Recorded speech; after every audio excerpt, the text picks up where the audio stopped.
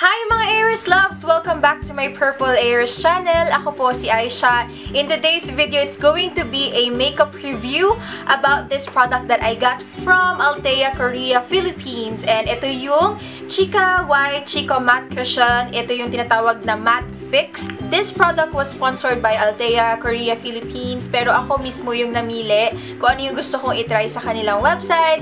And I got this for free, but let's check kung magkano siya. Mga sis, kung meron kayong time, you can check Altea Korea, Philippines. Ilalagay ko yung link nila down in the description box. Sila yung pinakabagong online shop dito and sobrang ganda ng service nila. Itong Chico White Chico Matte Cushion is originally priced at 1,960 pesos. So, medyo may kamahalan. But, the good thing, guys, is naka 59% off siya sa website. So, you can buy this for only 800 pesos. So, sasabihin ko lang mga sis yung kiniklaims niya para alam natin kung ano yung i-expect natin sa product na ito. It is a matte cushion. It's triple function cosmetic. It says na it is brightening, wrinkle care, and it also has yung UV protection. It has SPF 35 PA++. It says here na meron siyang UVA or UVB protection. It also has whitening functional, wrinkle care functional, sebum control, or yung tawag kasi ata ng Korean sa oiliness is sebum, tama ba? And it has pore care, skin elasticity, dead skin cell control, perfect coverage, and strong durability, and it has cooling effect. So, ito yung close-up ng aking skin, mga sis, pag wala pang product.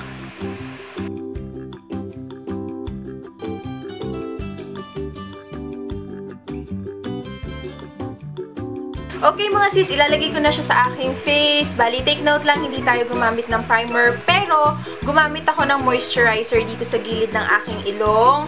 Tapos dito, sa gilid dito, pati dito sa aking baba. And ang ginamit ko is yung aking Clean and Clear ng moisturizer. Kasi medyo matindi yung pagbabalat. It's going to be my first time to use cushion. And I think parang uso siya sa Korea. So, there. I think ipapat-pat lang, tapos ipapat-pat lang. Tama? So, ito na yung cushion.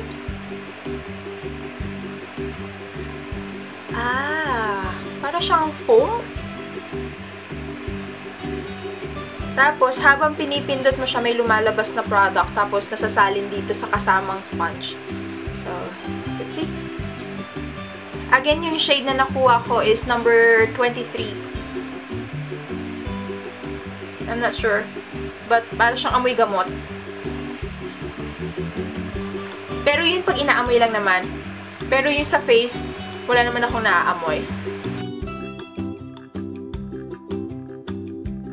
Okay, there you go mga sis, comparison.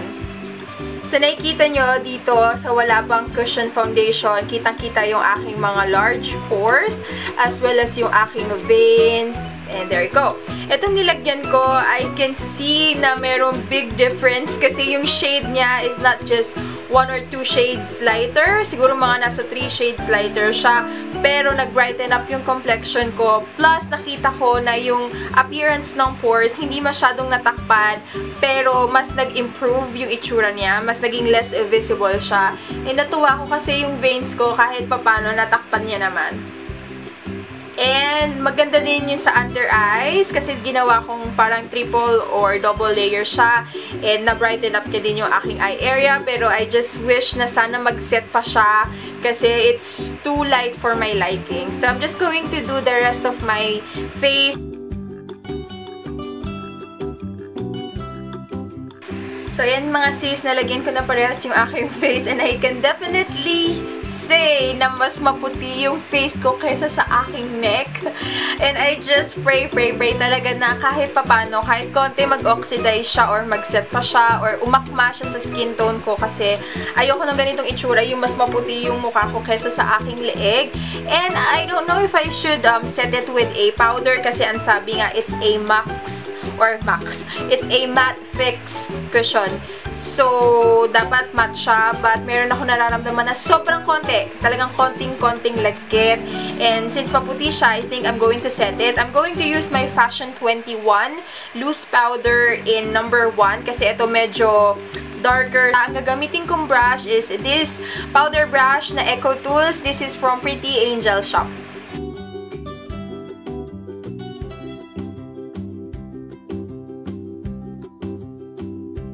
You go. Naset ko na siya. And I'm going to do the rest of my makeup, mga sis. And I'm going to go back sa inyo later. Hello, mga sis! I am back. So, medyo natagalan ako sa pagme-makeup kasi nag-review din ako ng mga iba pang products sa aking face. So, medyo nag-set na yung foundation or itong ating matte cushion. As you can see, umakma na siya sa aking skin.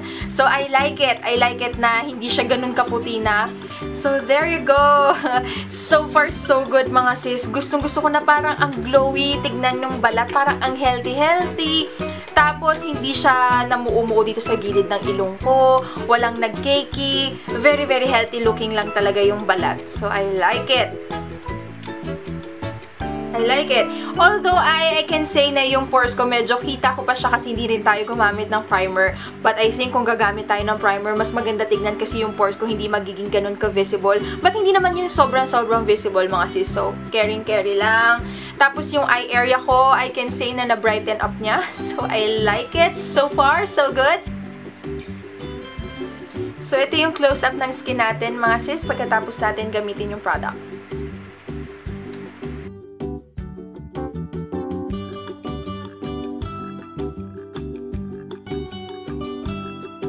So, yun mga sis, babalikan ko na lang kayo mamaya. Let's check the time. Currently, it is 5:53 p.m.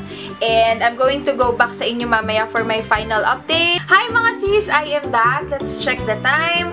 Time now, it's currently 11:44 na ng gabi and it's almost or past 6 hours ang lumipas. And ito na yung naging itsura ng foundation or ng cushion sa aking face. So, ayan mga sis. Nakalimutan ko palang sabihin sa inyo kung ano yung itsura niya sa picture pag may flash tsaka pag walang flash. So, mag-i-insert na ako ng picture now na. So, ayan mga sis. Sa nakikita nyo, pag gumamit kayo ng flash, magkakaroon siya ng white cast. Kasi medyo mataas yung SPF niya. It is SPF 35. So, ito yung parang makeup na pinakamukhang natural sa aking balat. Gusto ko to kasi very lightweight siya. Hindi ko nararamdaman na meron akong suot na makeup. Hindi siya mabigat. But, ito yung napansin ko sa kanya. Pag wala ako sa electric fan o kaya ngayon ang daming nakaharap sa akin na ilaw, nararamdaman ko na parang may lagkit factor siya. Pero kung nasa maayos naman ako na temperature, yung hindi masyadong mainit, hindi rin masyadong malamig, wala akong nararamdaman na suot na kahit anong makeup. So, I think kung magko-commute kayo, medyo may mararamdaman kayong lagkit factor. So, maia-advise ko na magdala kayo ng blotting paper o kaya naman ng yung finishing powder para, alam nyo yun, malesen yung lagkit factor. So, speaking of oiliness, let's test it. Kasi sabi niya, hindi na daw kailangan ng blotting, no need to touch up. Hindi na ako nag-touch up. And, yun. I'm going to use this beauty blotter. And let's see kung may makukuha pa rin siyang oil. And, tignan natin kung tama yung sinabi niya na, no need to blot. So, meron. So, medyo may nakukuha siyang oil. But, hindi naman sobrang dami. And, hindi rin naman kasi ako, guys, oily skin. But, still, sabi niya, no need to blot. Pero, nung nag-blot ako, may mga nakuwang oils. Medyo matrabaho yung pag-a-apply niya. Or, hindi lang kasi ako sanay gumamit ng cushion.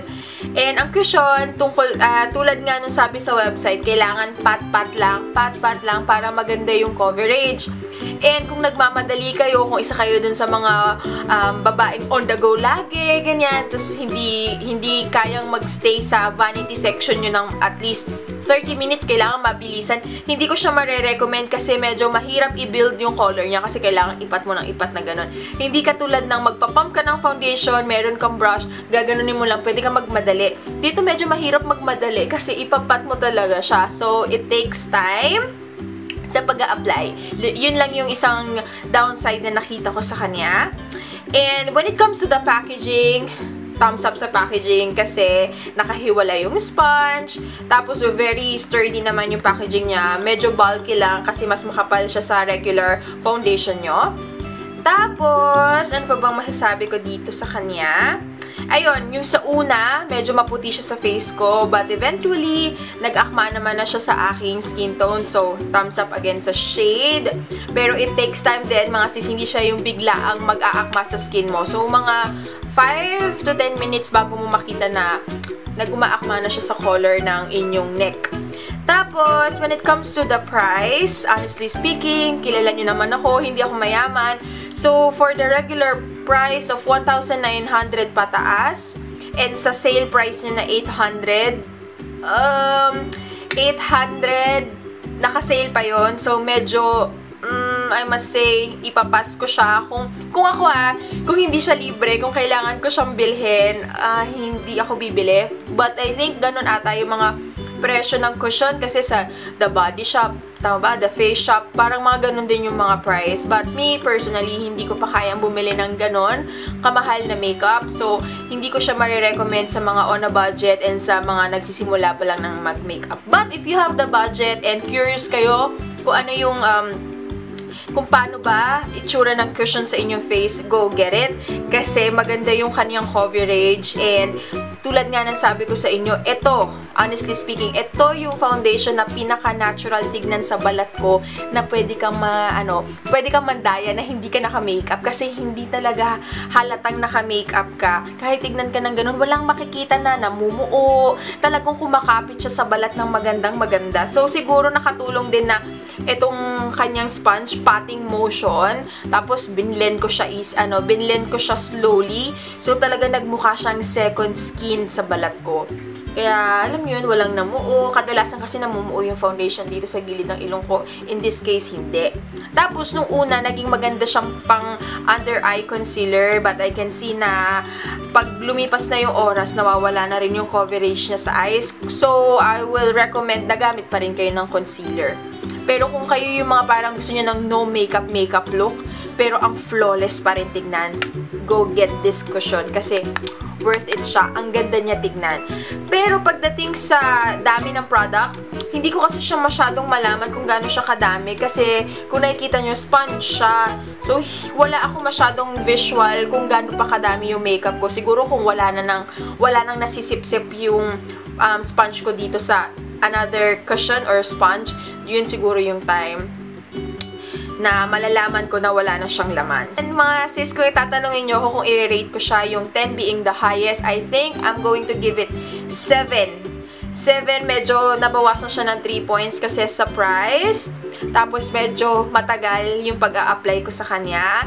And pangatlo, yung longevity niya, ayos naman, but still, hindi niya natupad yung promise niya na hindi na kailangan mag-blot kasi nag-blot pa rin ako. So, 7 will do for this Chika White Chico Matte Cushion. So, ayun mga sis.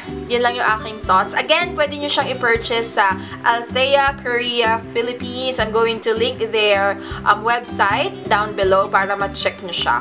So, that is it for my review for today, mga sis. Maraming salamat sa panonood. And kung naging helpful naman po ang review ko na ito sa inyo, please give me a thumbs up. And also, sana, kung gusto niyo lang po, pwede kayong mag-subscribe. Pwede nyo i-click yung subscribe button down in the description box or down below para ma-notify kayo sa tuwing nag-upload ako ng mga videos. So, yeah. Salamat sa panonood, mga sis. Until next time, paalam! Appear!